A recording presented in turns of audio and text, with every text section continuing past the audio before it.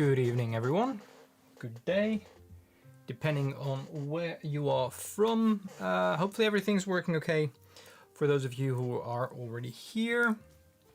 For those of you who aren't here yet, I'm going to wait for you. I don't know who you are, and I'm not going to wait the entire evening.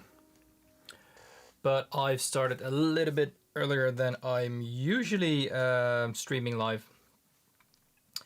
And that is because a very simple reason. I don't want to make it too late.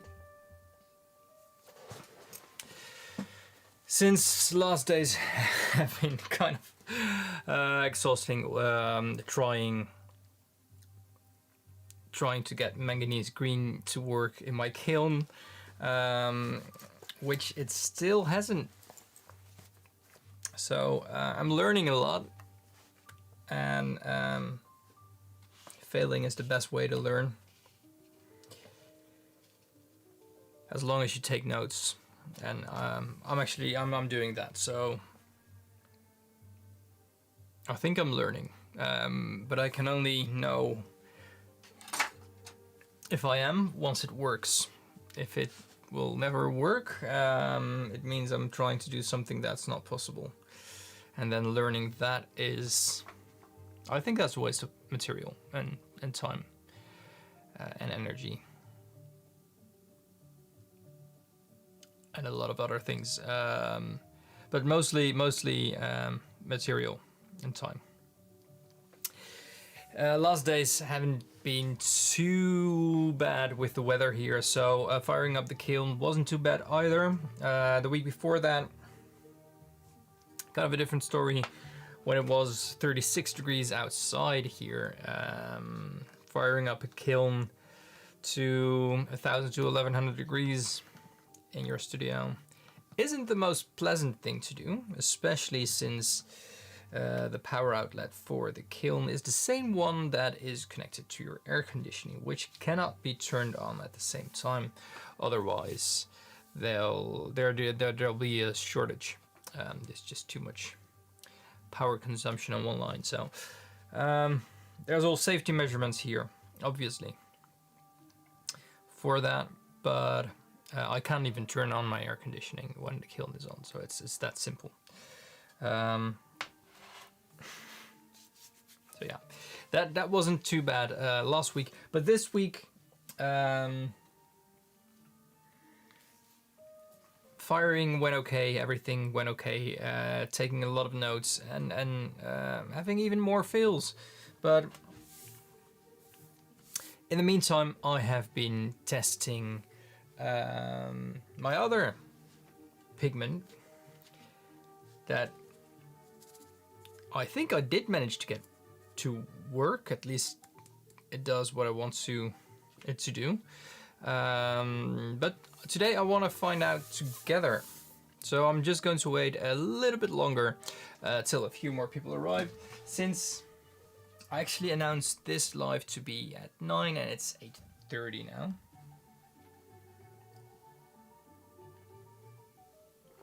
A last minute change. But Mark already said hello. I'm not quite sure if he's still around.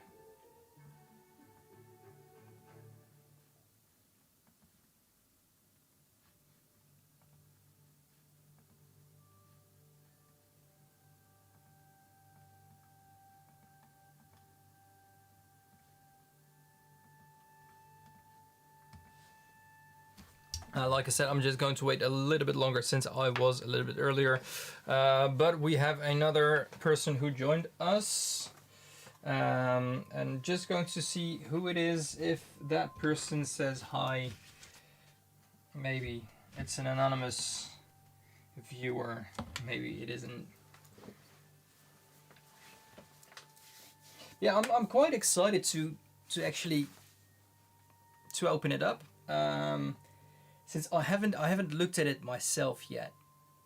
Literally, I built a small UV test cabin-ish thing, and I bought a stronger UV light and it would kind of what I've exposed, the UV that was exposed on the paper should be kind of equal to a month and a half of summer sun. So say 6 to 7 weeks of non-stop sun. So that should be of influence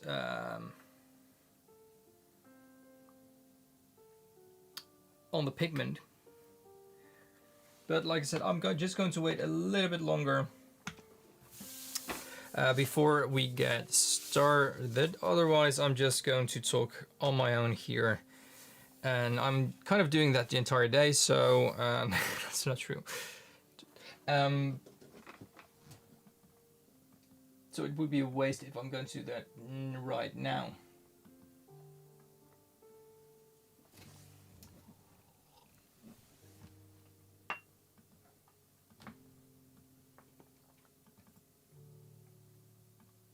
By pointing out that there was another person joining us, I scared them away. Oh, sorry about that. Anonymous viewer. My apologies.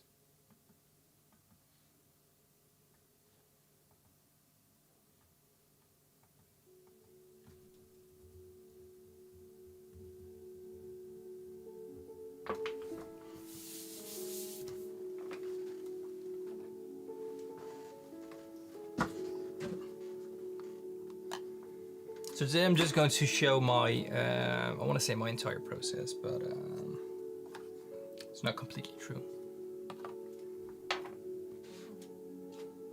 It's a little bit true.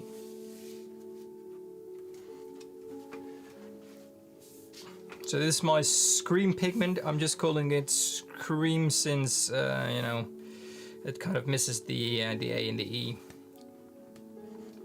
But it's my Silica Coated Rhodamine Maya pigment, which I thought SCRM was clever. I don't know. That happens when you're experimenting and thinking just all by yourself the entire day on things like this. You start thinking things are clever, and then you find out they aren't. Like with the Maya green pigment.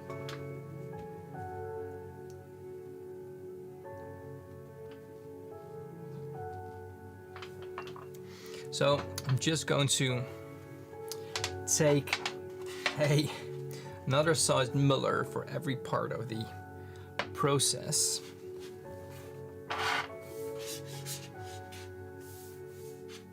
So I just have everything ready for when it is time actually.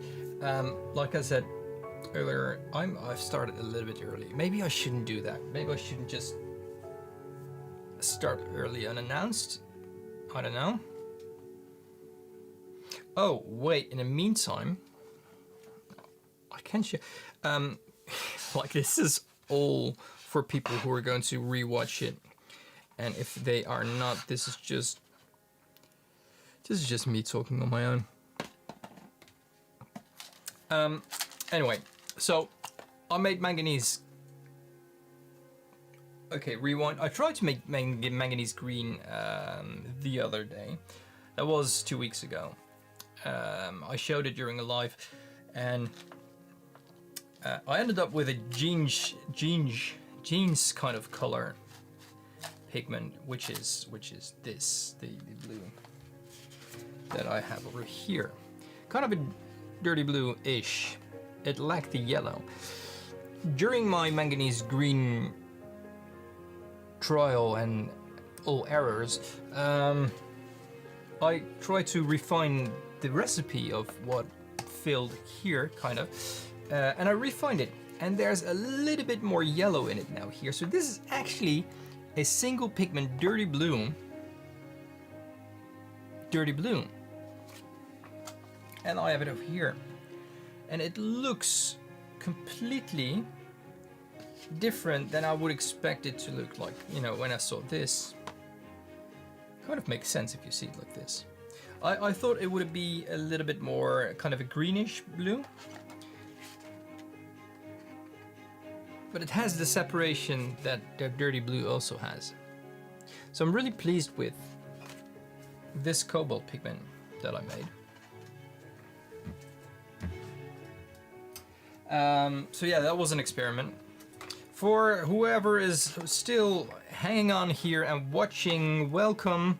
I don't know who you are. You can feel free to say hi because there's literally no one around to to hear. But you know, if you want to stay anonymous, just please do. Or if you run away like the previous person did, who I said hi to, feel free to do that as well.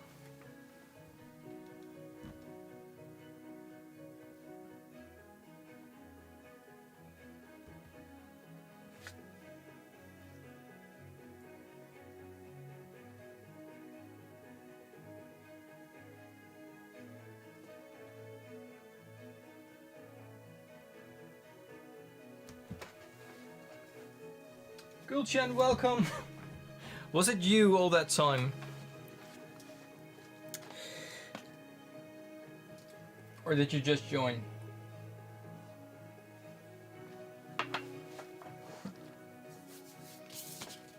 Like I said to myself a little bit earlier, I am on the early side today. I don't want to make it too late, in the hopes for that notifications to others would lure them in.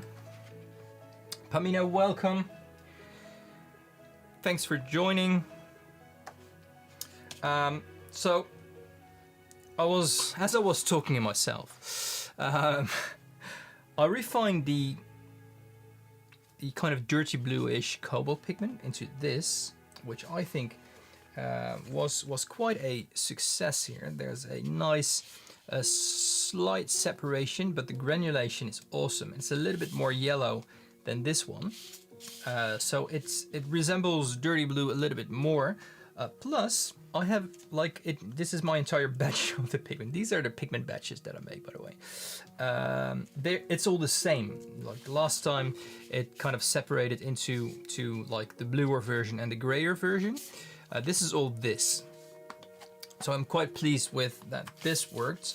As you can see, manganese green still is not green.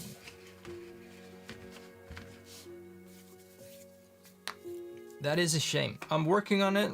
I'm going to show what I've done. Last week I wasn't live, by the way, for a very simple, very frustrating reason. I wanted to program a Raspberry Pi. I have two. One of them is kind of always in function, but I wanted to program a Raspberry Pi connected with a camera to the kiln. I think I showed that little setup before, so I can watch and get notifications of the temperature of my kiln. It is a very old kiln from the 70s, very analog, nothing digital about it. So I wanted to kind of, put that on the thermometer, put a little camera in front of it, printed it brackets with the 3D printer, did all the prep stuff, and a week ago on Wednesday, I started working on it at 9. I got it to work like halfway there. I got the images on my phone so I could check the temperature. Then I wanted to do the dial recognition so I can get notifications of what the temperature is. When I did that, I couldn't see my camera anymore as well on my mobile phone. On my phone, mobile phone. And I couldn't get it to work. It was late in the evening when I stopped it, and just there was a level of frustration. I didn't feel like going live. So I just put on a movie and yeah,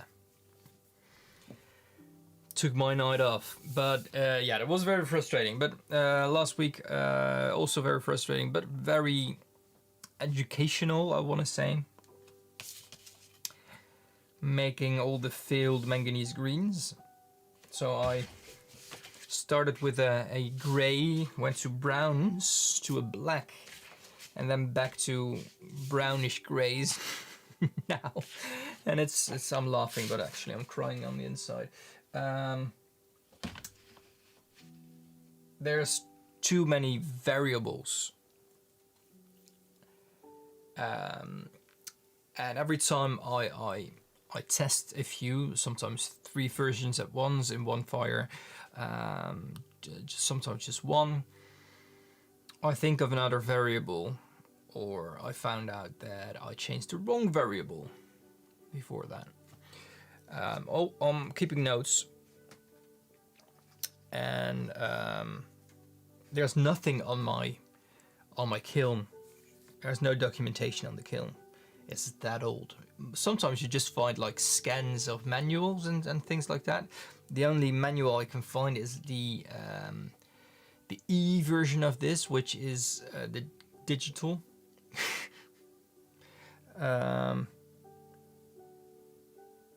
It just like has buttons for the settings, and I think with that it's a little bit more precise, as well as there is, I think, a digital or an electronic thermometer instead of an analog dial. I think that's where the E comes from. Otherwise it should be the same, but it is that dial and it is the thermometer that really need to, I want to say, be dialed in, but that's too bad of a pun, because yeah, it just hurts. For those of you who are interested, if you're joining later, if you are, or if anyone is, I can show what I mean later with that. But today I want to actually show, first actually going to the results of the rhodamine pigment. And we're going to do the results first, or am I going to share my process now first? I'll let anyone decide who's there. Mr. Pigments, welcome.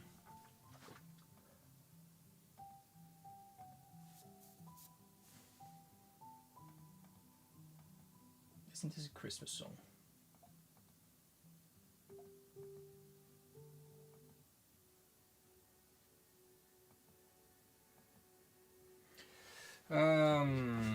Nix wants to be calibrated again. It has been a while. It's been a while since I've used you. So it is okay for you to want this.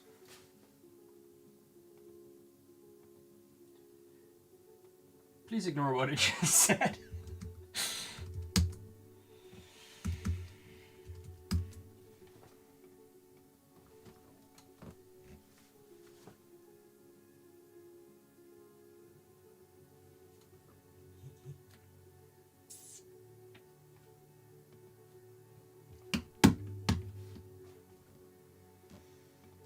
Add to color bar library color, and then we're going to do the rhodamine test.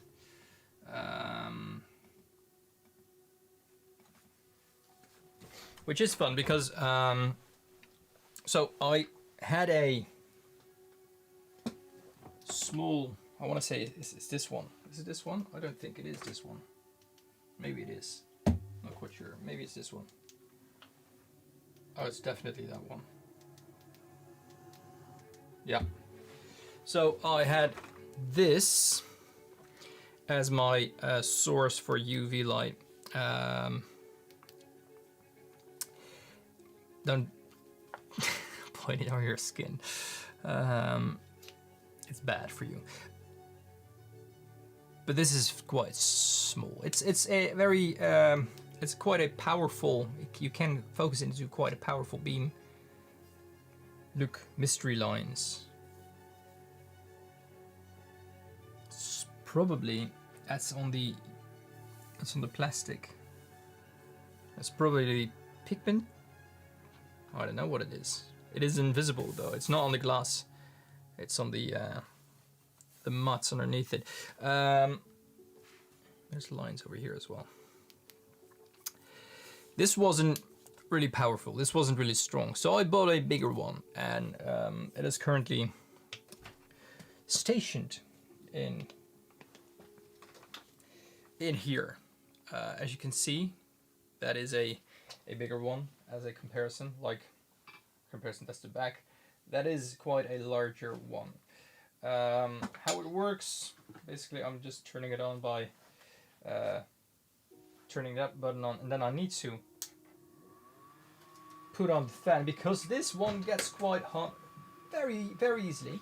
I've put a charger cable on it so it can be turned on 24/7 if I wanted to, but I'm not going to turn it on when I'm not in my studio because it is, like I said, heating up quite quickly. But I'm not going to do any more exposure right now since a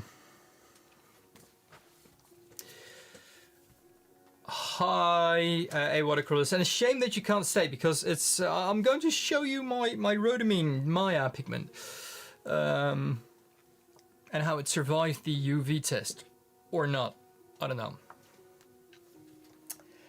I've completely lined the little box with aluminum tape, which is more reflective than aluminum foil. It's more like a flat solid surface, and where aluminum foil gets really kind of wrinkly and it bends or curls up more. So I really did everything to sorry, I really did everything to optimize it as much as possible, and I think I succeeded at that. I know the UV, like the small UV light, already showed a little bit of difference last time that I showed you. Now, that big light has been shining on it for more than 24 hours, I want to say straight, but in shifts. So yeah, I think I'm just going to take it out. What I've also done I'm just going to show you again here, to avoid that box from opening, I printed this little bracket over here, and I made a small opening for the charger cable. There they are. Haven't seen these in a few days. Oh. Okay, so as you can see, there's a lot of color difference between pure rhodamine and my pigment. So that is a good thing, I think. That is a positive thing. You do see a little bit of discoloration here, which is quite similar to the discoloration that happened here. Now let me show you the originals next to it.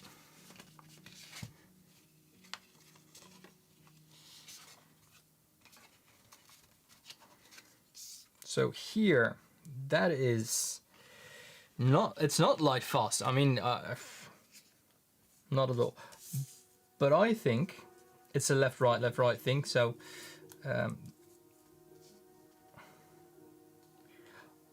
I do think, especially looking at it like so, I know the phone and the screen and everything changed it a bit, but looking at it, this is more like a pleasing pink to me than this is, especially compared to what it was. When I didn't see this, I really didn't think it was that much of a difference, where as I see them next to each other, I see there's lots of difference, but not as much as this. This has discolored and lost a lot of its vibrancy,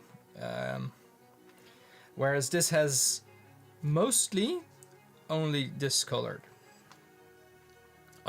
But we'll see how saturated it is. It turned into an electric pink. Well, to be honest, I'm just going to shine on it with the small light. But they turn orange.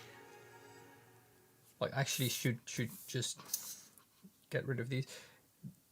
This is just so weird to me that the rhodamine isn't fluorescent pink, it's fluorescent orange.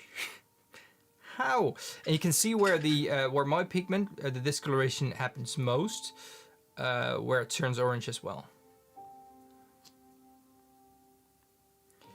Is it weird that you like the faded versions? No, not at all. I might prefer them a little bit as well. They look more... I think they have more real life use than the other versions. This yellow, this is Dayglow yellow. And they sent me a sample of their light fast fluorescent yellow pigment, which is quite interesting. Since this should be the first light faster yellow pigment, yellow fluorescent pigment on the market. As you can see, fluorescent. This should be the first light fast one. I'm going to put like this to the test in my little cabin as well, because I think the cabin is quite, I want to say quite a success when it comes to UV exposure. Unfortunately, in the studio here, I don't have a window on the south.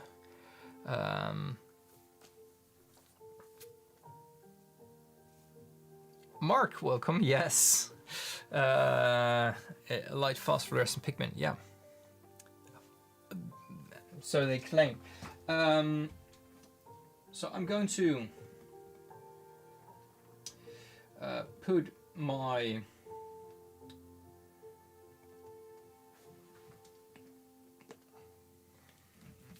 pigment here, and I'm going to scan the version that had UV exposure.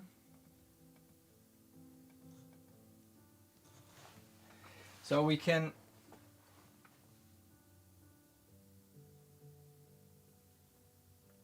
okay, this is surprising.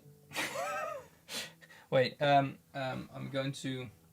This is a scan I made from the original. That's this one. Wait, I think I scanned just a different spot. That's just the inaccuracy that comes with. Oh, that's a little bit better. The inaccuracy that comes with a watercolor swatch that isn't like fully equal in everything. But I am actually quite shocked that this happened with the. This is better. Okay, this is a little bit of a more realistic spot, I think. But still, it's not too bad. It's not too bad at all. I expected it to be way worse or different. So yeah, I'm actually really pleased with this. I'm just going to have a look at a wash on the paper, how that looks. So in the wash, it is way brighter. Namisao, welcome. In the wash, it is way brighter in this spot, but in general, just the regular painted spot, it's really not too bad. It's less blue. It's a little bit less red, but it's not really not too bad at all.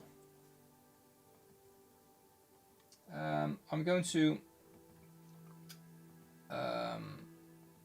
This was the 8-hour on the with the small light, and the small light really doesn't come close to the UV exposure of the big one. So I don't expect too much difference here. There's still a little bit of there's less greens reflected, a little bit more red.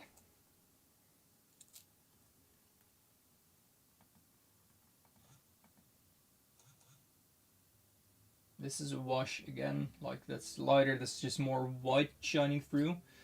Okay. This is quite pleased with the result here. Quite pleased with the result. Now let's go to pure rhodamine. Pure rhodamine on the spectrometer looked like this, I'm just going to make a scan of the pure rhodamine again here in comparison. If I kind of have the same spot, well, kind of, yeah, spot on ish. And now for the UV exposed rhodamine. Also, it kind of surprises me, but it's not only less in the blues, but it shifted. Well, it just shifted. It's that way for the camera. It shifted that way. So less spike in the blue, a little bit more violet, more reds, more greens are introduced. So that might explain why it's looking more orange. Well, it might explain it is the reason it's looking more orange. Doesn't explain it, that's just literally the reason. But again here, quite surprised that it is not... yeah, I know, I apologize. I've literally been talking 10 minutes, 15 minutes to myself, Sylvie. I started half an hour earlier since I don't want to make it too late, but that's my mistake. I should not have done that because that was just a lonely start of the stream. But it is less of a change in saturation. So I'm quite surprised with that.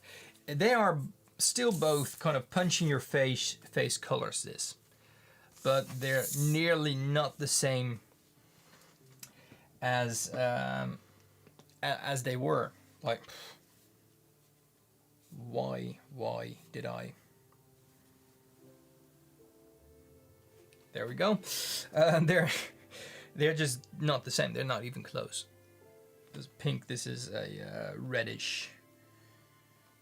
Right. And if I expose them all under UV, you can see, like,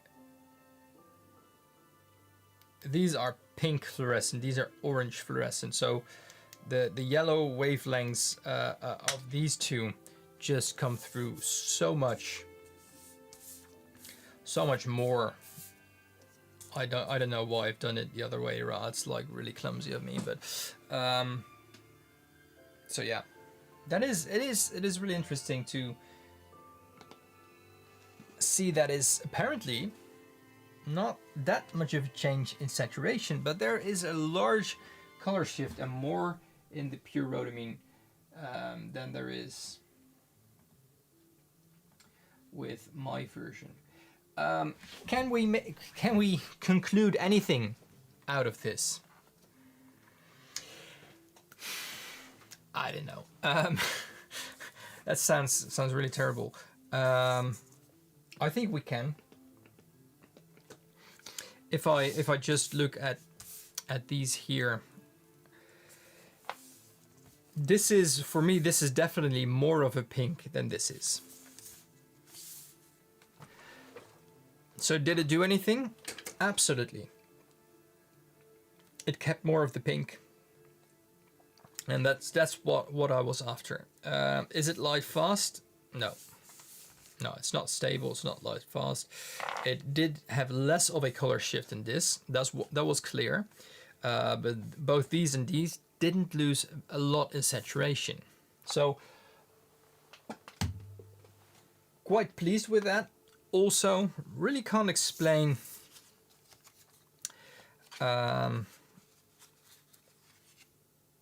well, I might be able to explain, but I thought they would lose a lot of saturation as well, because my idea with fluorescent dyes, they fade. Maybe over time I will put these back in my UV cabin. Yes, Sylvie, I did. I'm going to explain my method right now. I'm going to completely share my secrets on the internet here. I don't know if that's a wise idea, but all about transparency here, right?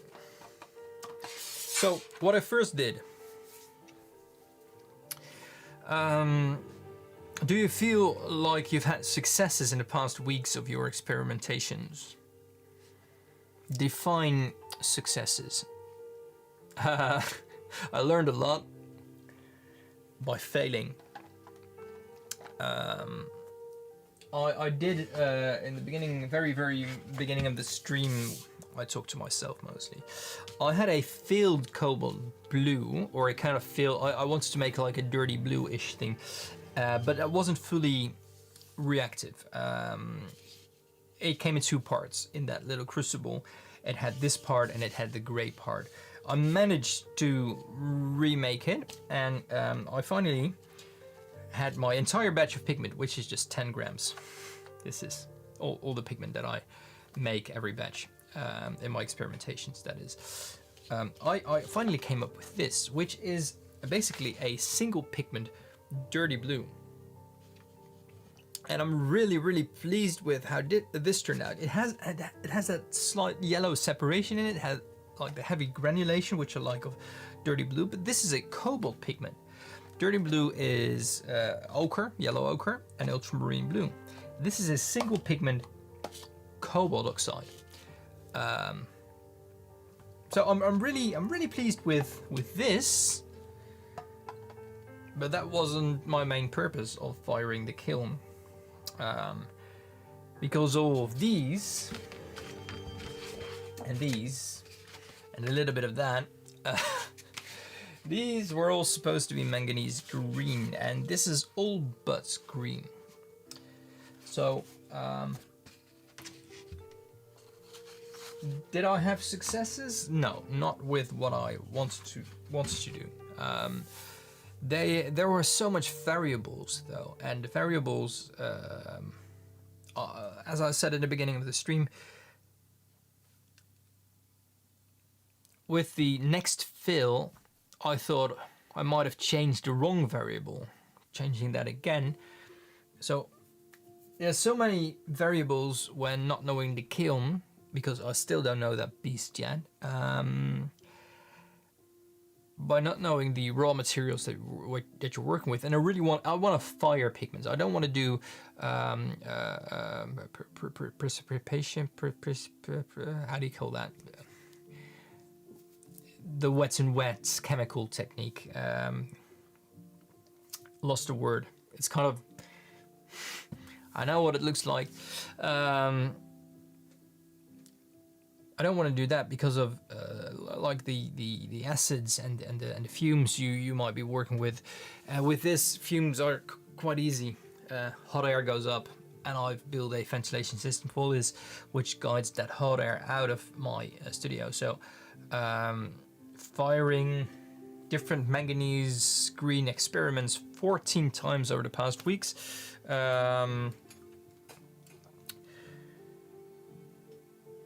Precipitation, thank you very much. That's how yeah. Need to precipitation, yeah. That's the one. I don't want to start that. It needs different materials, and it needs other safety measures, a lot more serious than I can just build over here. Also, firing oxides and having those change the colors with the fluxes and all the reactions that happen. It really excites me more than that type of pigment making. I don't think that's meant for me. This is, I don't know, this feels, it's not real fire, but it's a lot of heat, so it feels like I'm working with fire. I want to put a piece of meat on the grill and don't sous vide it. I think it's, you can compare it like that. I think it feels like I can compare it like that. Maybe it's a very stupid comparison. Anyway, there we are. So when I started with experimenting the Rhodamine Maya pigment, I first thought, okay, I need to find the right wavelengths for that red, for the that was for the violet, by the way, the Maya violet. And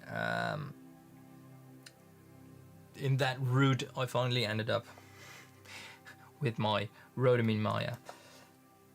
I mixed a little bit of kaolin clay, China clay, with PV19, and just to see what the clay does with the pigment. I'm just going to make very, very tiny samples, so I can just show you my process of how I started figuring out what to do where. And I really like this color already, by the way. This gave me something I thought, yeah, no, this is quite close to what I see swatched as Maya Violet. And Maya Violet is a pigment with really no definition other than an organic dye bound to an inorganic material. A clay, atapulgite, palygorskite, kaolin, you name it. And I don't even think I need to mull this, right?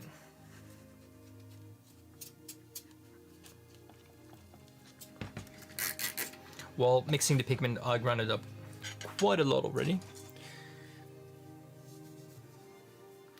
So I'm just going to tear a strip of paper off for this.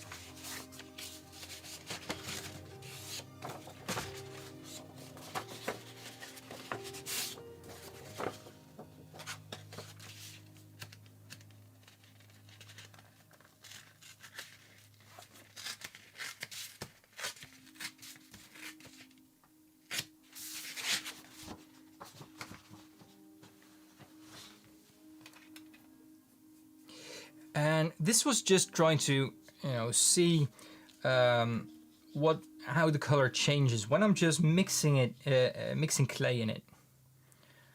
Well, and mixing it with clay, it really gives you something else than mixing your pigment with more water. This is just adding basically a filler. And this is already so close as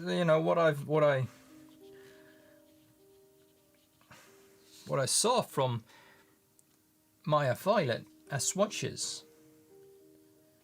So I was really pleased with this. So I thought, I'm really on the right track here. I'm going to bind this with palygorskite. Come on, I don't want everything to fall out right now, but just give me a clean cloth here. Oh, yeah, there we go.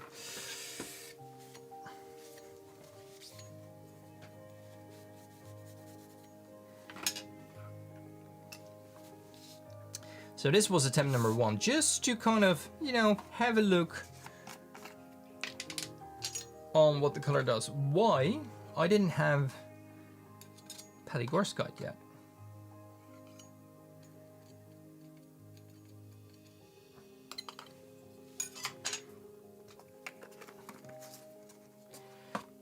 Next, I did have it. What I did was mixing the PV19 with palygorskite and baking it.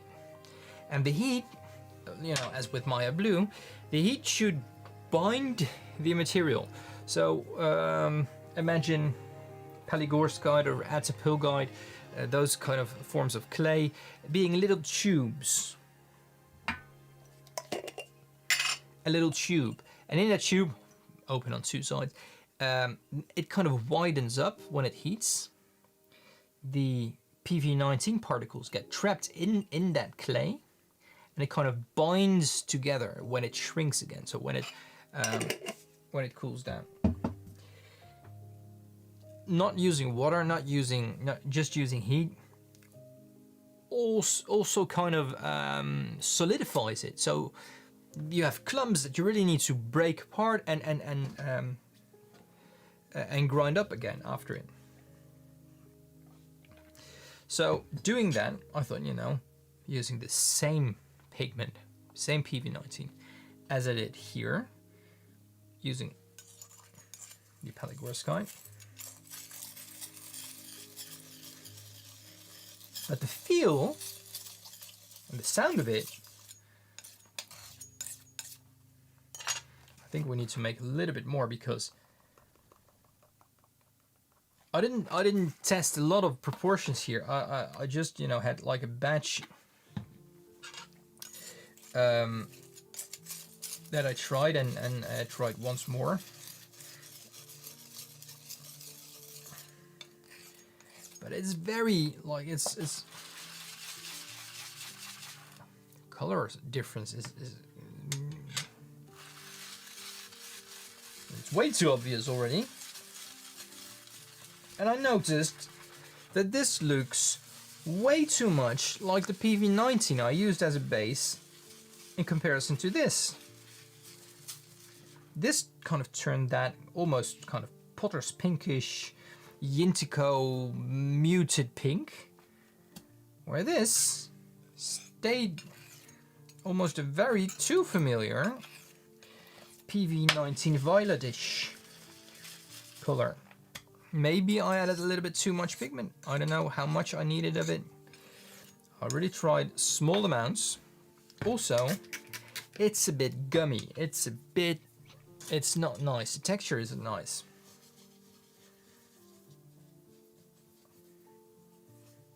Whereas this was amazing. So maybe I should just try that clay and heat it up with that. But I never got that far when it came to Maya Violet. As you can see here, it's streaky. It's nah. This is a nice paint. It feels like cassine, or it feels like a gluish. It feels like cheap. It feels like cheap paint with too much filler or something. I don't know. It's streaky. It doesn't flow. This is a big no for me. This is a nice paint at all. Like, this flows. This streaks. Yeah. I hate it. So that failed as well. And then, and I don't even think I need I'm not even going to use the, yeah, it's like the difference is I don't even need to use words for it.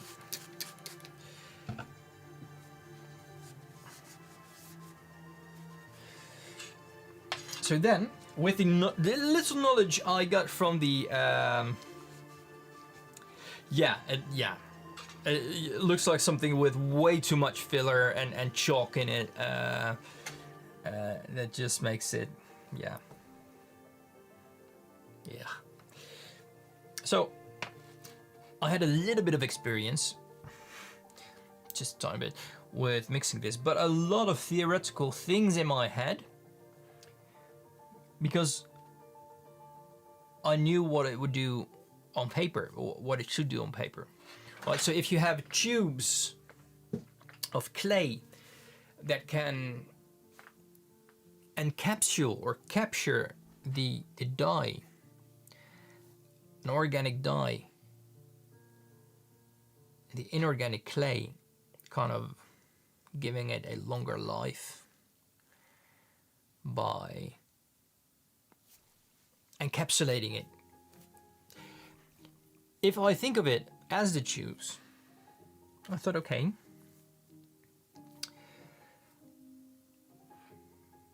what if those are tubes? What would happen if I first make a kind of a solution? I know we're talking pigments, but quinacridone can be used as dyes as well. If I make a little bit of alcohol solution with the quinacridone, putting that in a slurry of the clay, just adding water to the clay. So I have like a clay mud with the alcohol solution of the dye I'm using. In this case, this dye is already quite light fast. PV19. I started on this track. And then Mark mentioned it, and someone else mentioned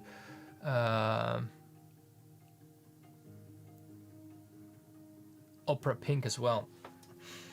And I thought, okay, so you have quinacridone pink or quinacridone magenta, and there's rhodamine added to it to go a higher level, that saturation through the roof, but it's fugitive. You'll end up with still a lovely pink because it is quinacridone magenta, which is lovely, but you lose that punch in your face edge of the fluorescent rhodamine that is mixed in it. I briefly looked into it, just kind of what brands, and I have rhodamine. I have it over here because I wanted to make a opera pink myself. Never got to it. I didn't think it was worth it for my line of paint, that is. And then I saw rhodamine is an organic dye. And then all kind of gears and things happened in my head. Okay, organic dye and organic material. We have the tubes. I can make a rhodamine solution quite easily. Just put a drop of it in water and you're done. Add a little bit of ammonia to it, because that kind of stabilizes the colorants in the dye, in the solution. Makes it easier to absorb or attach to other things. I don't know. I read that somewhere. Put a little drop in there. Then that same slurry of the Atapilgite, Palygorskite, of the clay, I mixed it in that, so I had very pink clay. Then before I did that, I did a little bit of reading on vacuum, using a vacuum machine on this to pull all the air out of your tubes, and while it's being mixed in a solution of dye, so you have the colored clay, if you're pulling all the air out of it, it needs to be liquid enough for that. The colorants, in this case the rhodamine, will be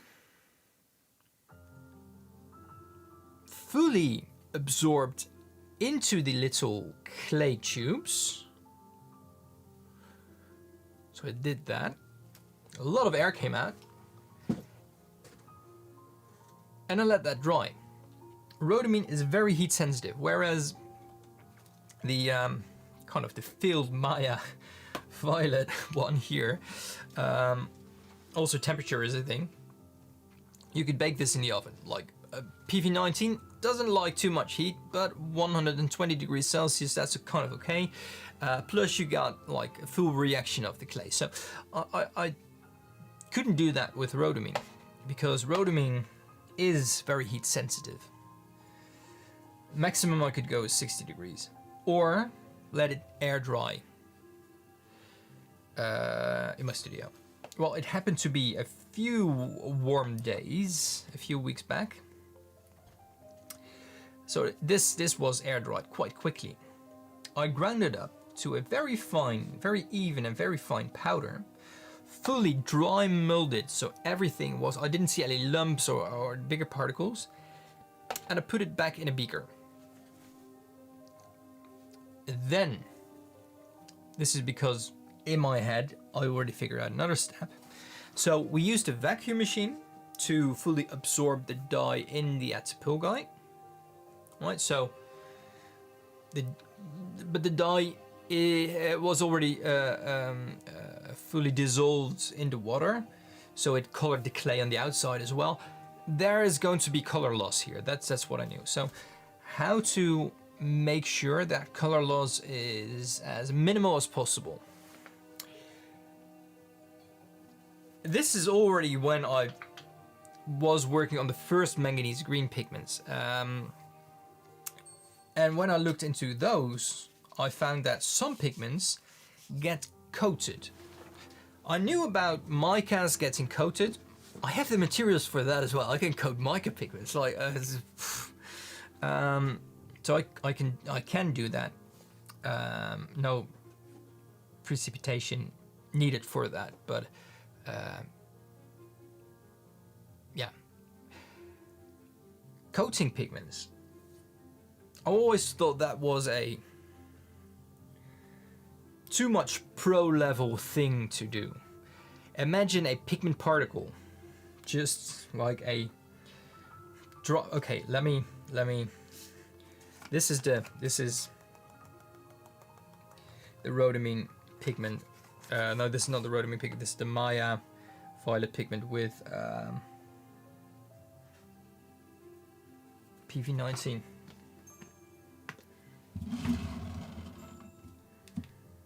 So let me get those over here, if I can get them underneath here. These are lumps of pigment. So that is, as you can see, there's a few particles that are fully separate, and there's a big lump in the middle. Let me see if I can get a very, it's not tiny enough. Where is it? That this is a lump of pigment. This is a pigment particle. So this is a dry pigment particle. Imagine putting a glass layer, a layer of glass around each separate pigment particle.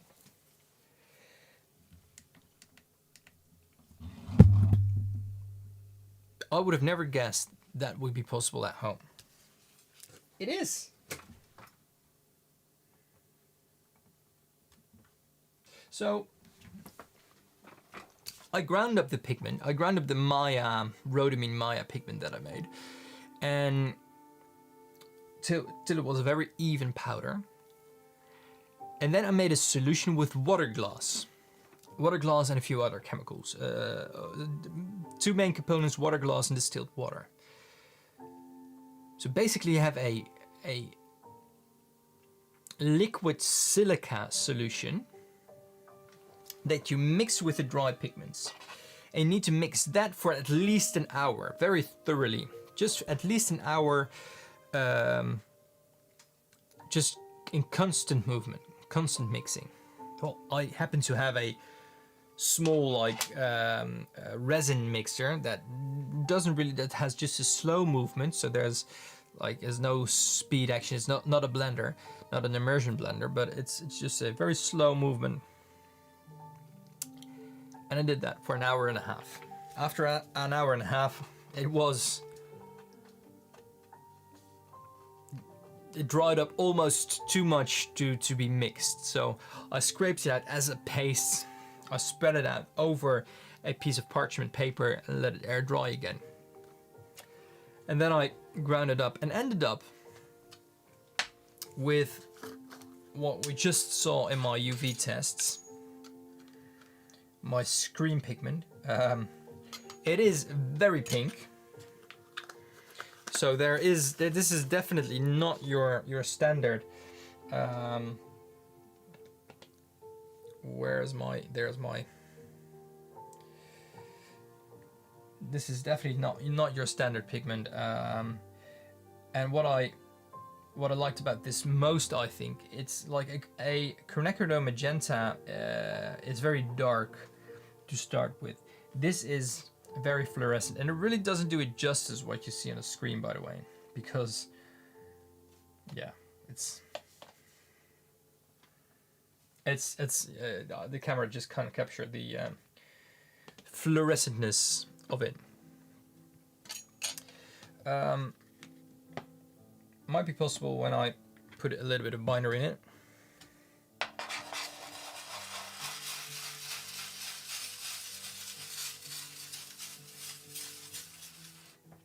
see if the light is reflected enough for it to show a little bit more of that punch in your face pink. I think it does. As a dry powder it looked like this as well, but there you go. So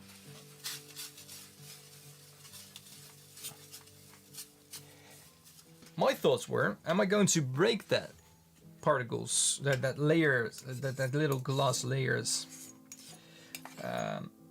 And you know, I might. First issue I ran into with the water glass is I had to put borax frit to it a little bit, a little drop of ammonia as well, and one or two other things. And I put them in separately, all in a different order. And every time I ended up with putting the last thing in, it solidified. It became a gel. Same as what I showed, what happened when you put alcohol into gum arabic. That kind of same reaction. So yeah, I really didn't like that. Was it necessary? No, but the borax would, the frit would make it a little bit stronger. I ended up not using it. So there is a risk that, or it might not be the most durable version. Then again, it might not be, or it might not need a muller if I prepare it well enough, the pigment. But we're a paint making channel, so we're using a muller. No.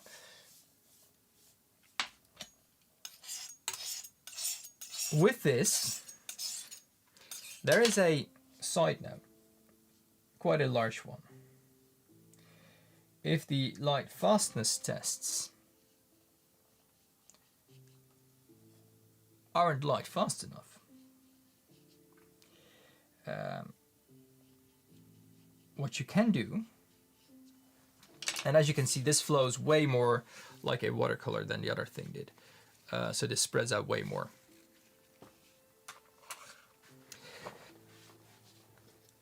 What I can do is take this pigment and coat it again and again and again, which I might do. But I'm going to make more of this. I know how I made it. I made very good notes with all the right proportions, and I'm going to make two other batches. One is going to get a second coat of silica, another one is getting a third coat of silica. What I'm after, Teddy, welcome. What I'm after and what I'm looking for then is it still going to be UV reflective? Is it still going to get that fluorescent punch when you put UV on it? How much color loss do I have by coating it again and again? So maybe like the pink is, that's why I put the original, so the rhodamine and the Rhodamine Maya, or the screen pigment. Basically Rhodamine Maya, because that was before I put the silica on it. How much does it differ from that? And that's why I put the original scans, like I saved them in my library, because, you know, as much as I keep these out of the dark, rhodamine is still a fugitive pigment.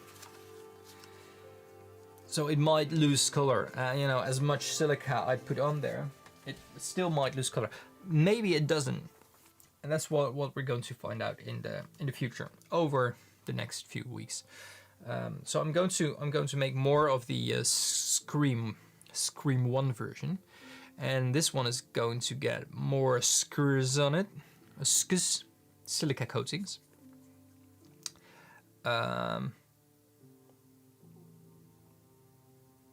So we'll end up with a pigment that has 1 silica coating, 2 silica coatings, and 3 silica coatings.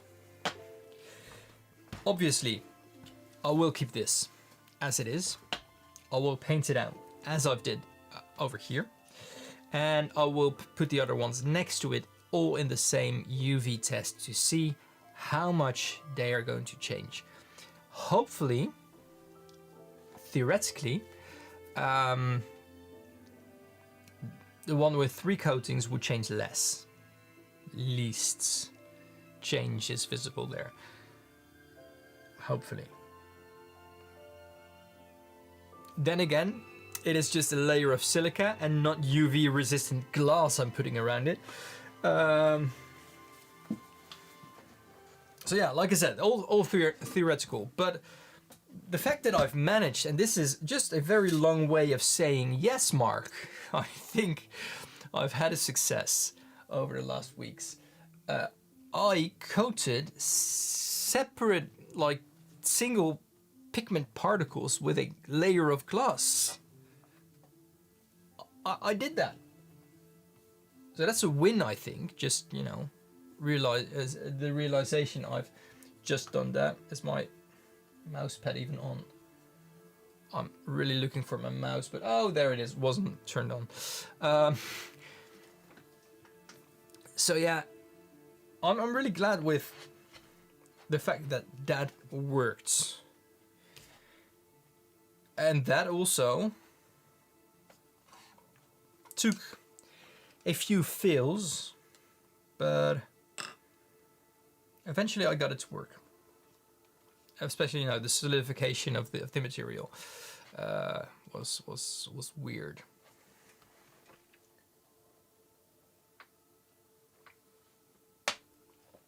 So there's that.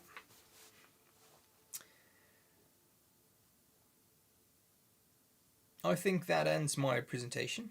But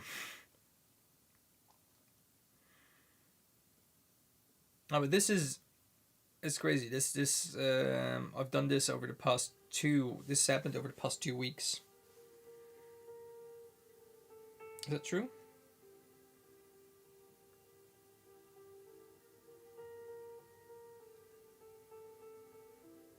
Yeah, 2.5 weeks. Maybe 3 weeks.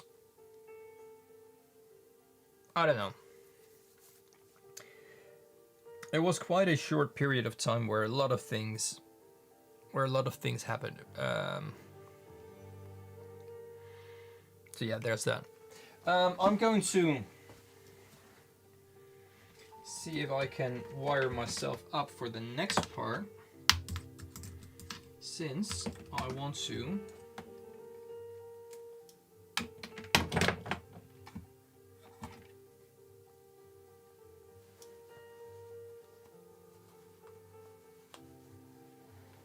be able to share something else with you as well.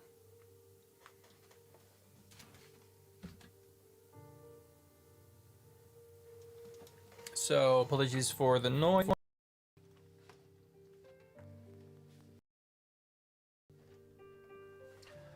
Tests. Do you hear me? And do you hear me well? Do you hear me too loud? Please do tell me.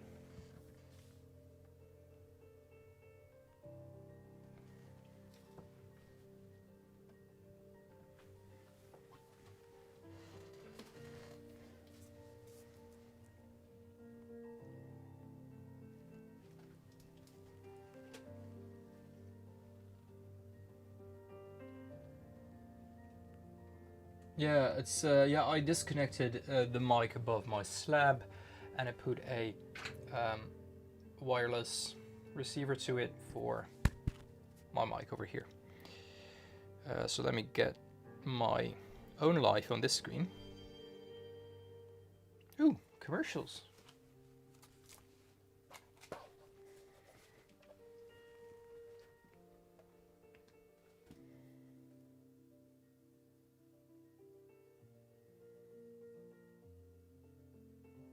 Well, the chat is the most important part here, because I'm going to take you along on a ride through my studio. Well, here you are, or there I am actually, but the chat, that's the thing that matters most to me.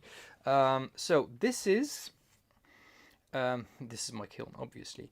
I solved it by putting a camera that I can just put on my smart home, and just, you know, keep track on this thing, on the thermometer, with a timer visible to the camera as well, because when I go to 1,000 degrees, it needs to be like I need to add 100 degrees every 10 minutes, so I can see how long it still takes.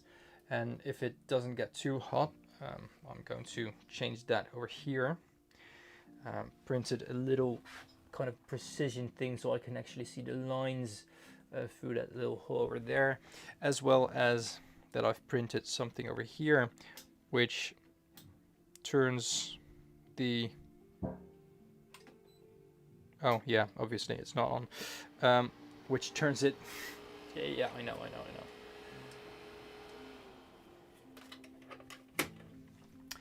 Which turns the oven, which turns my air conditioning on and off. So this is just basically a door sensor that I put over there, but it doesn't turn on because it's open right now. There's a safety switch underneath here as well. One of the variables I was talking about, so this is my kiln from the inside. The thermometer is the thing you see in the back over there. The suction hole for the vent for the exhaust is over there, but the thermometer is over there. There's 4 sides of heating, the heated coil. Before, I had this plate, that fireproof plate, directly on here. Basically because if I had a pigment that overflew, was overflown, that was boiling, basically because it turns into glass sometimes, it didn't destroy my heating elements over there. But this thing was directly on there. What that did, I think, and that's why at least the pigments filled yesterday, this heats up this, which makes it like red hot, boiling the pigments before the thermometer even says it is the right temperature, because I'm basically blocking 25% of the heating elements with this. So I think that happened with those pigments. What that looked like, by the way, is this.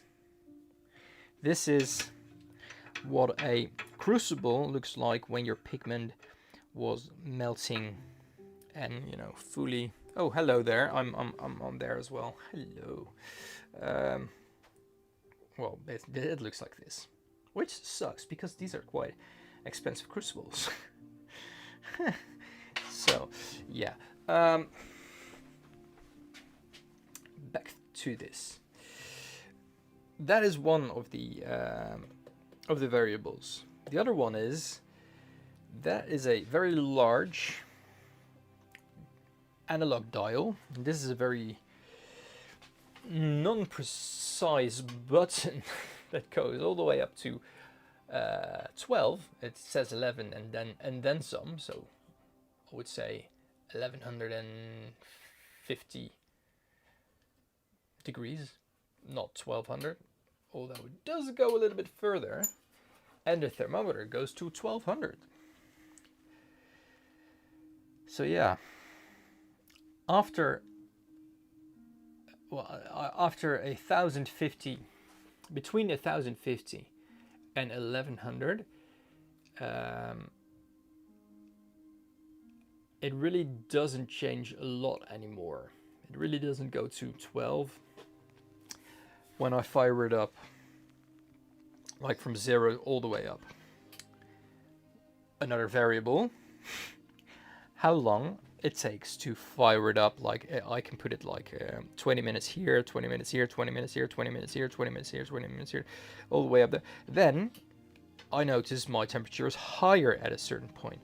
So I did like a lot of calculations and I've a lot of notes. These are till 10, the temperatures that are actually consistent with the dial settings when I just take about 10 to 15 minutes for 100 degrees.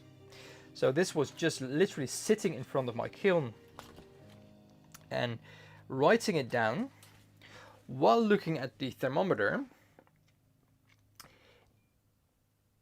And after it reaches 600 degrees, it is quite hot to sit next to this thing. So yeah, it is. It was just fun. Also, like this is just this crucibles, pestle and mortars. There's little beakers over here for the water glass stuff. Precision skills and little glass stirrers. This is all getting very sciencey all of a sudden here. I build a very small table that is detachable just on the side, because you know, when I have a hot pigment or a pigment that I just take it out, I can just put it here, or taking notes, or you know, putting my iPad down while showing you this. And this still all works great, by the way. I put a small piece of tape on this because I couldn't read the temperature with my infrared thermometer on this. This was too reflective, so I put a little piece of heat-proof tape so I can actually do a temperature measurement over here. But the setup all works great, so I'm really happy with this almost permanent setup. Although it is on wheels, really happy with that. So yeah, back to here. Ugh. So that was that little tour. I can keep my mic on, I think. Any questions? Or comments, or advice, tips, tricks, anything you have noticed that you think, okay, that can be improved, or that can be streamlined, I don't know, things like that. This can't be safe though, and that hurts a little.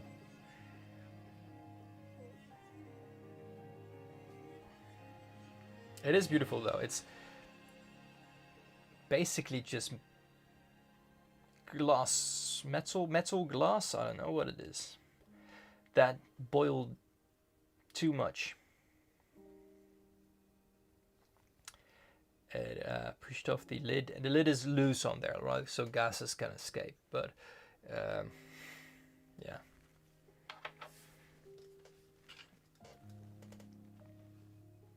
Not that you can think of. Well, that's very okay. Well, I didn't really expect people to, or you know, maybe someone as, to have like critical notes on this, unless you know a lot of this. Still, like same as with the water glass and the glass coating on the pigments, I'm still doing it at home. Yeah, I have. It's serious materials I'm working with, the oxides as well as the kiln and the temperatures, but it's still a homebrewed version of what is done in a very controlled lab, in professional terms. So also I don't want to, I'm not working with oxides that that aren't safe to use in my studio. Like, I need to be very aware of the fact that sometimes I do eat a snack here. I drink here. You know, the coffee, tea, water during the day. Never next to dry pigments or while I'm working with dry pigments, but I do have it, or you know, enjoy a cup of coffee in the morning here, and I want to be able to keep doing that. If I start working with some oxides, I won't be able to keep doing that here, which would be a real shame. I can open the door, you know, and have fresh air from the garden just coming in here, but when it's too hot outside, that's not ideal. When it's too cool outside, that ain't ideal as well. And I don't want to have any flies in, so you know, or mosquitoes. So I'm just using whatever is safe. So yeah, this was my this was my process to this. As I said, I'm still going to coat it with this.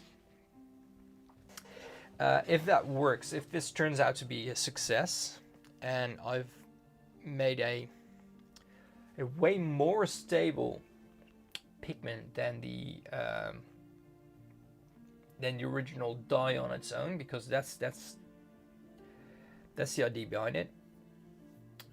I think I'm going to have a look on other organic dyes that can have this treatment. I mean, I know that there's PB10. Is that organic? Do we know that?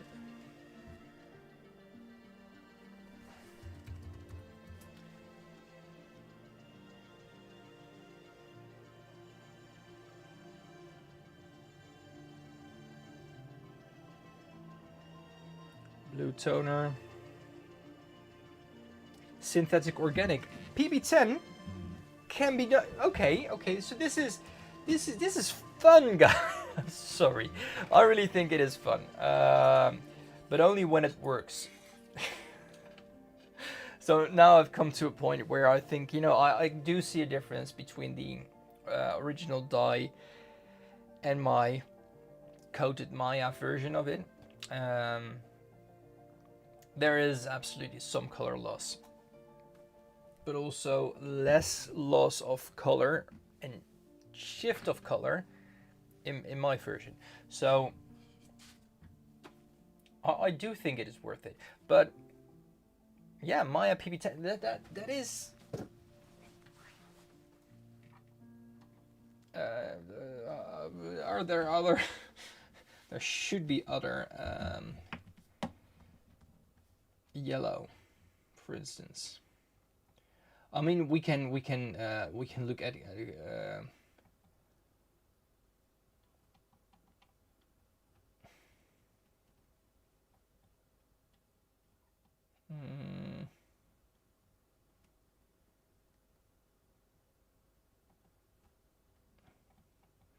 there's yellow dyes like quinoline SY33, which is quite a that's already labeled as Maya yellow from Turner. So they had the same idea, I think. I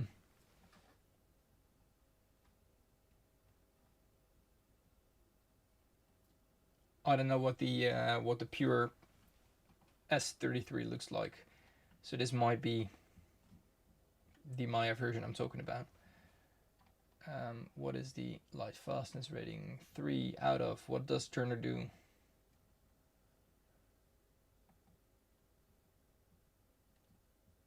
Three stars. That's the most. Okay. So this is fully light fast according to them.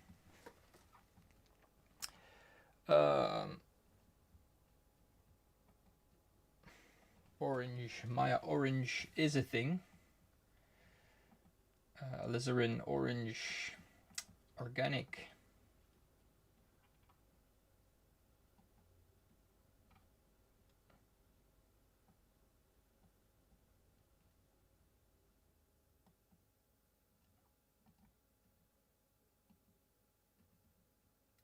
What is this brand?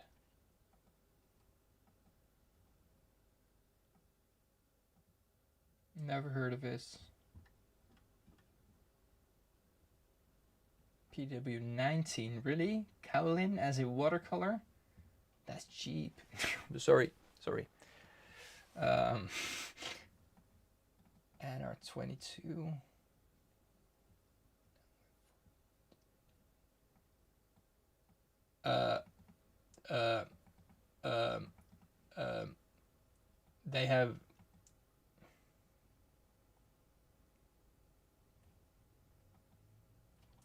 They have two versions of genuine Indian yellow. True bovine Indian yellow and true bovine Indian yellow purified magnesium exonthates. I'm sorry, but this is like really.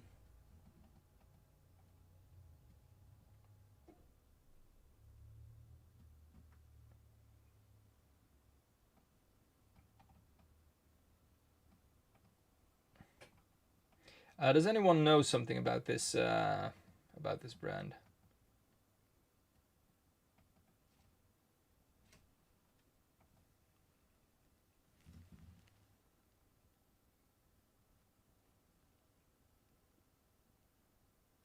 Roberto, let me get. It's the same process of encapsulating, for example, cadmium red to color ceramic glazes.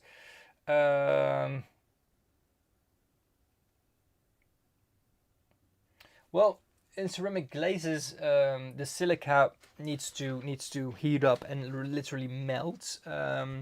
This is done with a silica solution, but theoretically, yes, it's not the same process.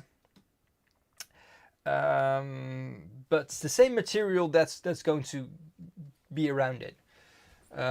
Let me quickly see if I can if true bovine Indian yellow, which is orange. Oh, sorry, you don't see it.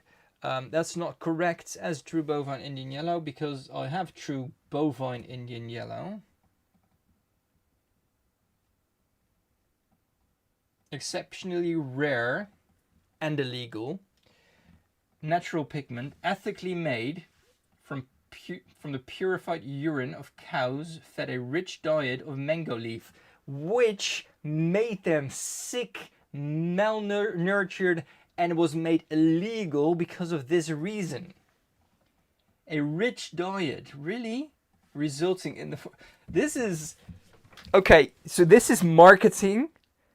This is the marketing we're talking... I'm sorry, I'm going to... Wait, one moment, please.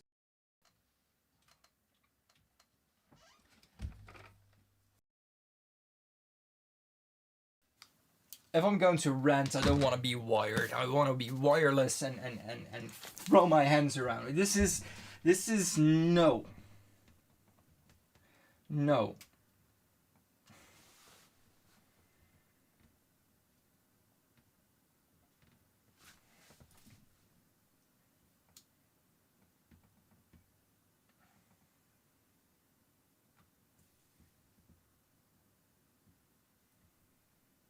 Carefully monitored process for well-nourished cows that have a diet rich but not entirely of mango leaves that results in magnesium.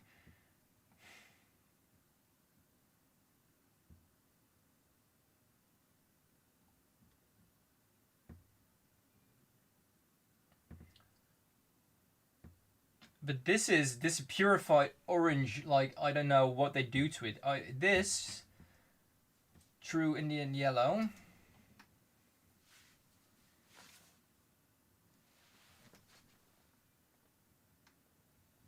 Yeah, malnourished. I don't know what I said. This is just because I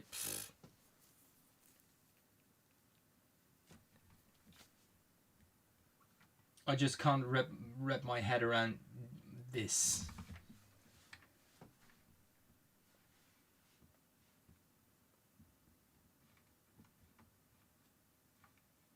Can I?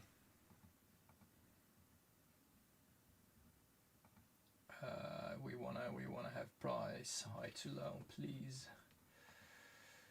Frangelico lapis 200 for how much? Oh, that's fair.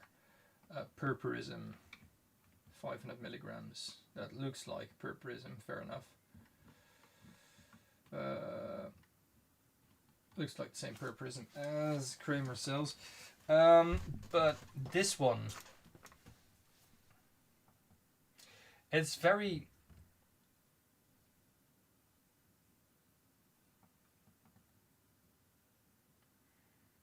$500 milligrams, milligrams, right? So this is half a gram for 35 euros, a gram for 52 euros, 5 grams for 208.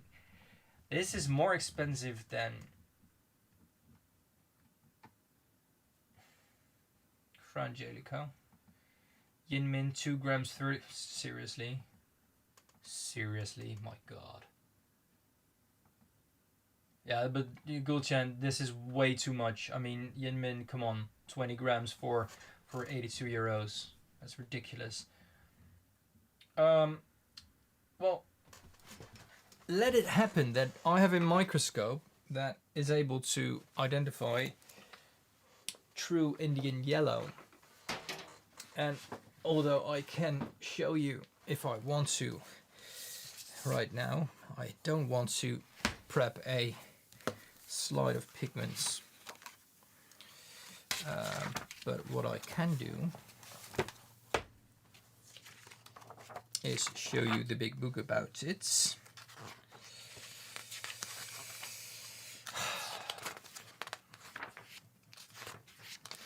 I don't know who this is, and if you are looking at it or if you know about this, please contact me, because I really want to try your Indian yellow.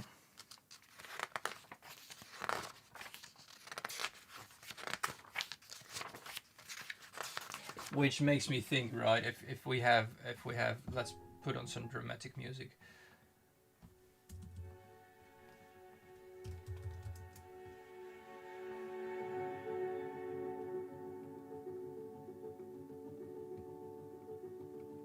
That's the only one. That's the only one who claims to have it as well.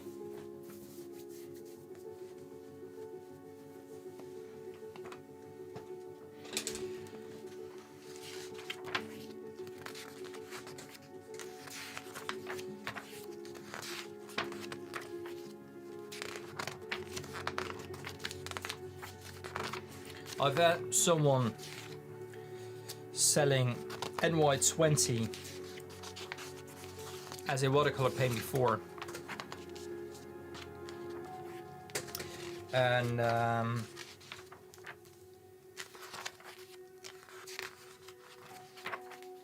put it under the microscope after one of his customers sent a dot of the paint to me to try it, and I could actually just see it wasn't real. Come on, where are...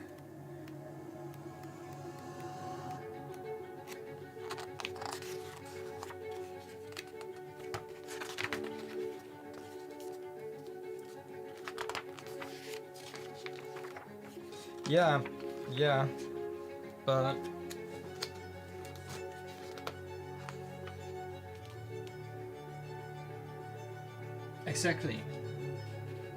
Exactly. So what would the yellow thing? That's you know, they aren't selling the yellow thing as a pigment, just as a paint, but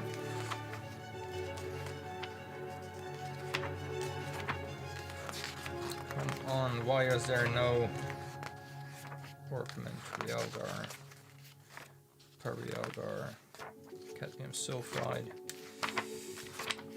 These are the yellows: iron,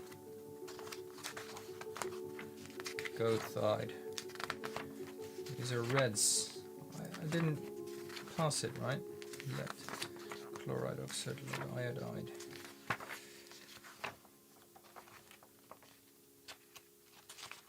Antimony, come on. I'm sorry about this.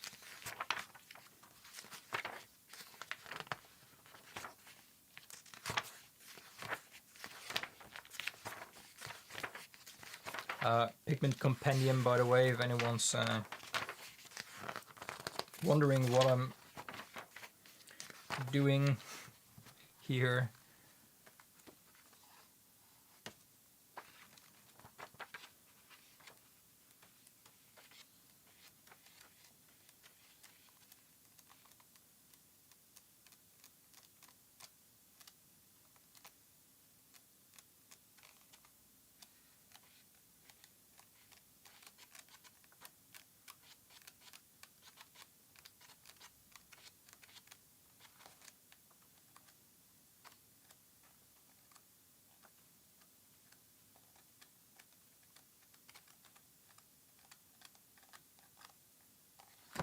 Wait, what? Dragon's blood.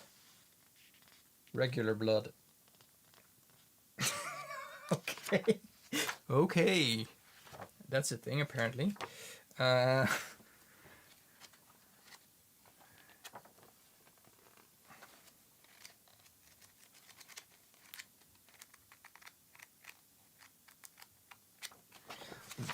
Why can't I find it? Oh, I'm really sorry about this. He's selling Potter's Pink in his Potter.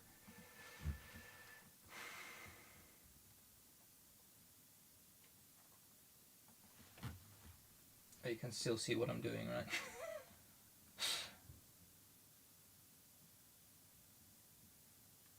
I'm not even reading. I'm just pausing at anything I think that is Potter's Pink, or could be Potter's Pink.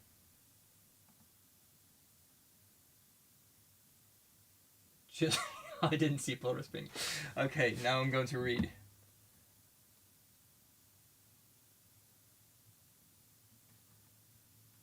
So I have to agree with you. Whatever he sells as Potter's Pink didn't look like Potter's Pink. This is not it, right?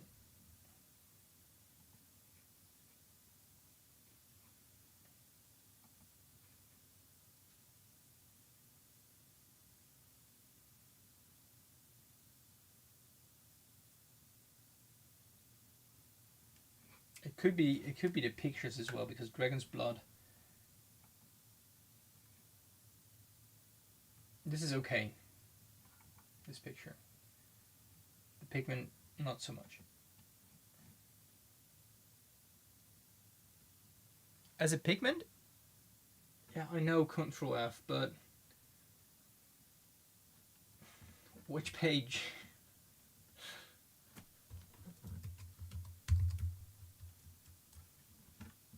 Nothing here. Nothing here.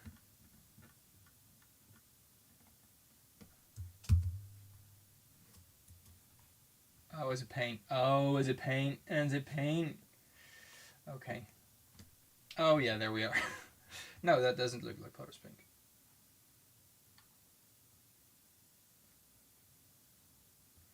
True bovine Indian yellow, half pen.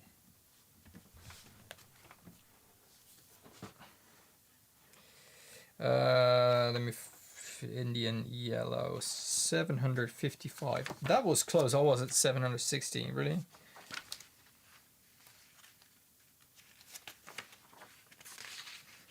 Indian yellow. So what Indian yellow is supposed to look like underneath the microscope. Basically, you see the crystals kind of light up like this if you are putting them under cross-polarized light. And if you don't see that, it is basically not true Indian yellow. Because only Indian yellow gives you, well, mine was very, very a lot like this. And like some like this, but these were mostly lumps. So, you know, a lot of this is what I saw. Yeah.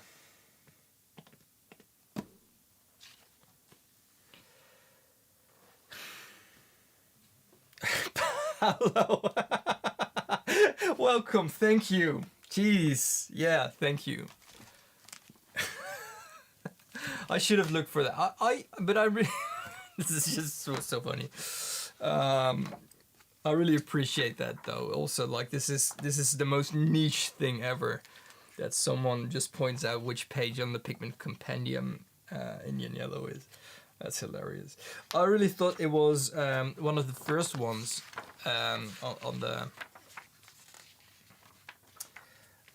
on it, but that's because the lapis are one of the earlier ones. At least that's what I thought it was. Loads of manganese, phosphate here, purpurite, barium things, calcium, barium manganate,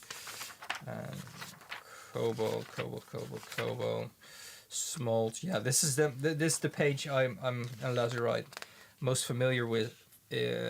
The lapis things, but that's because I was too much into the lapis That was just a phase in my life. But yeah.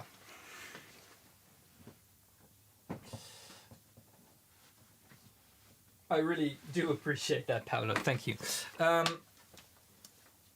Yeah, I don't.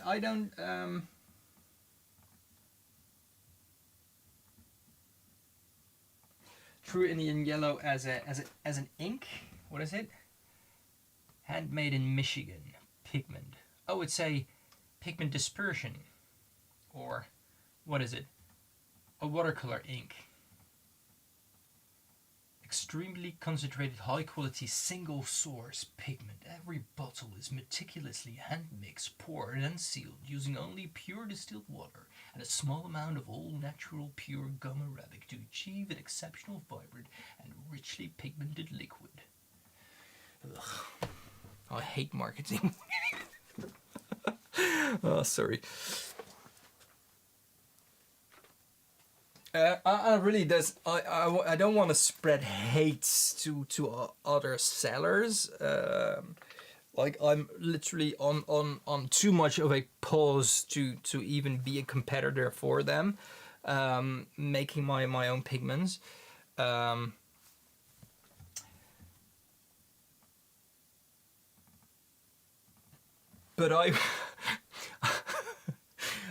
and there's a but, and you know everything before but is not true. I once asked ChatGPT to write a piece of text for me that sells my paints. And what it came up with was so much of the same words. The using only the best, using only pure, using only that was a lot of them. Exquisitely and meticulously, those words came up like 3 or 4 times in just one alinea, as it does here. And richly pigmented. True Indian Yellow watercolor ink is a brilliant golden yellow made using the historical method of collecting and purifying calcium and magnesium oxanthinate derived from the urine of cows fed on mango leaves. This rare and historically authentic pigment produces a glowing, transparent yellow with remarkable warmth and fluidity. Its unique origin and unmatched radiance make it ideal for glazing, botanical illumination, and classical layering techniques.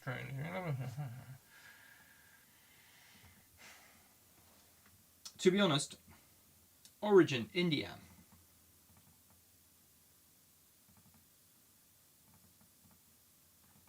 Color index, not applicable. And yet it says NY20 on another page.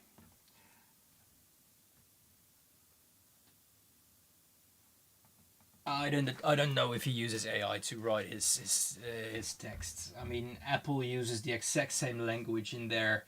At least it used when Johnny Ives still worked there, and he introduced a new I don't know, iPhone, iPod, whatever. This was all meticulously, exclusively, exquisitely. All those words he. I mean, I really enjoyed the. How those videos were crafted and how it was done. But that was just enjoyable to watch, knowing it is just a salesman pitch. And that's exactly the reason why I didn't go with the text. Although I could. But seeing True Indian Yellow being sold like this, and there's one thing whether it's my doubt and you know, anyone who doesn't know me or who doesn't know my channel or just joins and hears this, you may think, and feel free to have your opinion, that I'm jealous of him having True Indian Yellow. I have a bowl of Indian Yellow here, which I'm not going to make into a pigment, and I've tested it against a very small chart of Indian Yellow, which has been sent by Cornelissen and Sons to me, specifically for that purpose, so I could test whether mine was real or not. And yet I'm not going to make paint out of it because of the ban of the pigment. This person is from, I just said it, now I lost it again.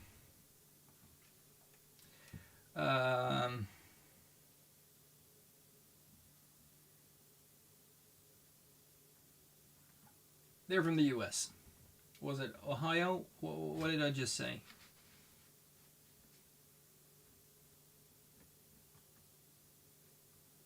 I don't know what I just said. Maybe some of you have remembered it, but the fact that they are from the US and selling pigment which origin is from India, derived from cows. Cows are sacred animals there. There's a reason why the production of the pigment has stopped, and just not long ago, a few years back, there was a kind of a definite research on the origin of Indian yellow, and still there is a little bit of doubt on the origin if it's actually true, because it's only from one source, though the chemical composition kind of confirms it. It's all quite questionable that, and this is not jealousy, but I think it's questionable that a pigment has been banned because of those reasons. Kind of glorifies the pigment right now by selling it as a ethically sourced version of it, while being from India, which is a country so far away from this shop owner. So where is the control on that, right? Where is the there's a lot of questions here from my side. Twapska, well, thank you very much, chat, Gulchan, for answering that. There's a lot of questions that come to mind when I see things like this. I also see an Indian yellow earth. I don't know why that is Indian yellow earth. Raw sienna is our exquisitely handcrafted watercolor paint with an extremely concentrated and high quality single source pigment mixed only with pure honey. Well, that's going to be sticky. Sorry. Every pan is meticulously hand-molded, hand-packed, filled and labeled, ensuring maximum pigment concentration without any binders, fillers or extenders. Our unique formula uses only one pigment and pure local honey, delivering a maximally concentrated watercolor paint.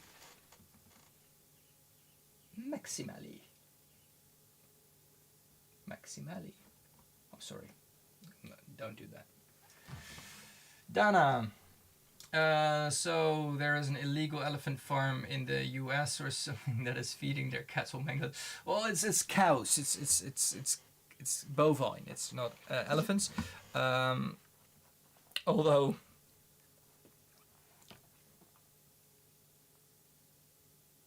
I don't know.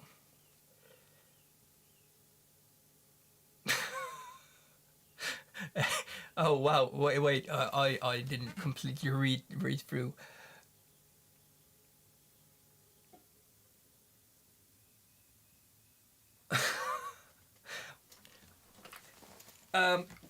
Well, like I said, there's a lot of questions that come to mind when reading materials like this.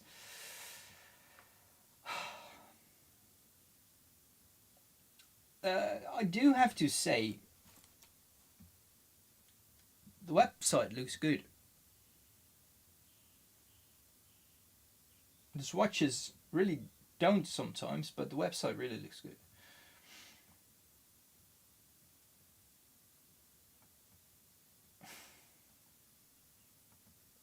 Yeah, I have a lot of issues with this. just really a lot of it.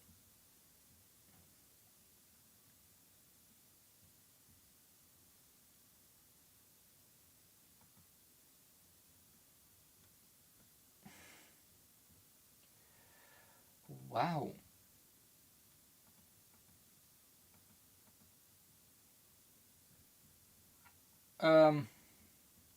Well, like with everything, please form your own opinion about things based on whatever you see or use.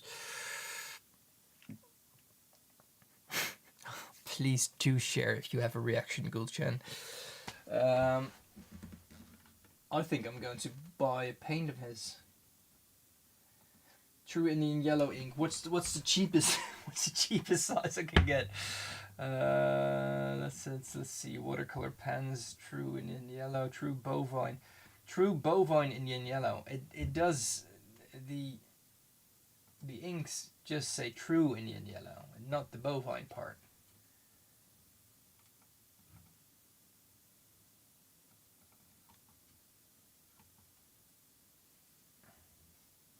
Oh, it says the same thing on the pen.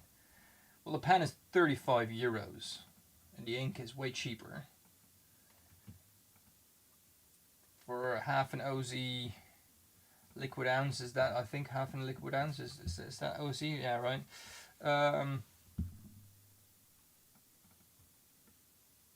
17.95.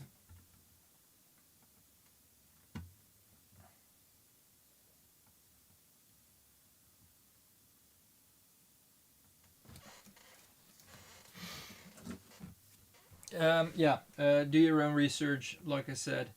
But it's just please be aware when you see things like this, and I know most of the people who are here are very aware of this and do that all the time, but I just had a comment yesterday on my amethyst violet video of someone who literally just bought a tube of very expensive DS Primatech paint and then saw the video. That didn't change that it could be nice paint, but the fact that you buy it because it is something genuine and then find out it isn't, that part of marketing plus the costs that come with the marketing, right? Like I said, do your own research. If you have any doubts, Google. Books. ChatGPT. I don't care what you're using. The possibility of it, of something like that being real, if you are suspicious or if you have any doubts, they probably there's a good reason for it.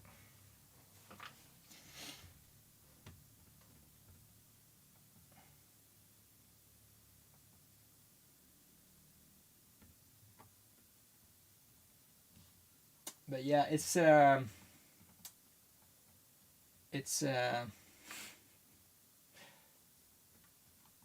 sorry. For me, this is quite shocking seeing this. The last two times I saw NY20 being sold was just labeled Indian yellow pigment coat NY20. Nothing of the sorts like this. Nothing in any way of selling it as a modern equivalent with the same recipe but more ethical.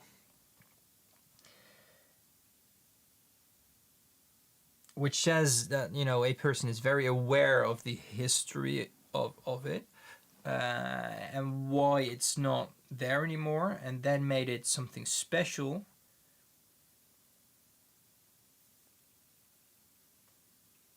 Maybe it is real. Like, really? Maybe it is real. If it is real, I don't think it should be glorified like this. I don't think it should be I don't think people should be encouraged to to buy things like this if it is real, because where are the checks if it is actually ethical, if it is the way he said it is. I don't know. Guys, I'm just going to quickly look into this, but I'm not going to do that with you as my company. I'm just going to do that on my own. So I'm going to end the live stream with 2 hours and 48 seconds exactly on the clock. I think it has been enough. We have seen this, and unfortunately no manganese green. This exactly. Which one, Aiden? Is he healthy? Is she healthy? I don't know.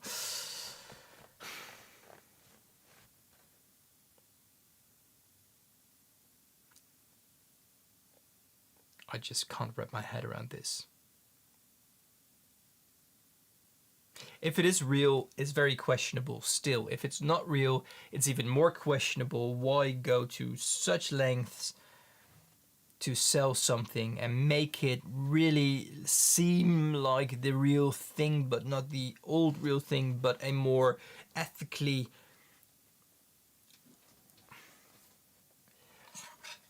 Both cases, it's unique.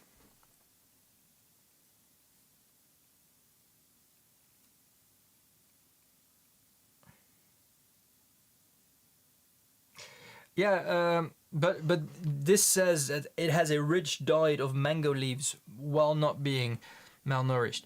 So that part is just, this is just, it's not, it doesn't feel good. It looks good though. I mean, the website and the images, most of it though, not everything, but most of it looks really good. I could learn a thing or two of this. But that's also because I'm very bad at this. So I can basically learn from anyone. Yeah. Yeah, exactly. Like Mark did. Or make a Maya pigment out of that and encapsulate that with a glass layer. So, you know, it's more stable. Anyway, thank you very much. Thank you, Dana. Thank you very much, everyone. I'm going to look into this. Please look into it as well. Have a look. Gulchat, if you find out anything more, please let me know.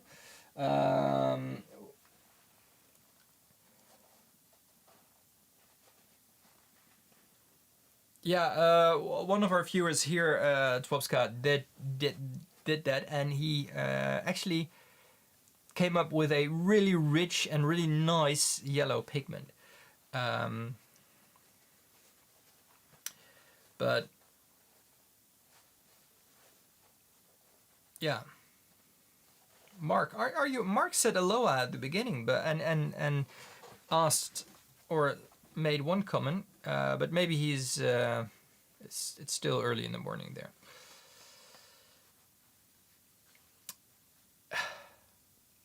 Anyways, thank you very much, everyone. Hope to see you next week, Wednesday. Maybe I'm going to be live in the weekend. Maybe Saturday. I will have a look. Maybe I fired up something. I'm planning to fire the kiln up on Friday. So hopefully, if I have a pigment that succeeds Friday during the night, I find out Saturday morning, hopefully Saturday morning, first thing in the morning, I can go live. Otherwise, I will go live later in the evening. If I have a pigment that really not failed. Anyway, thank you very much, guys. I'm going to look at a certain website to a certain pigment and ask certain critical questions. See you next time.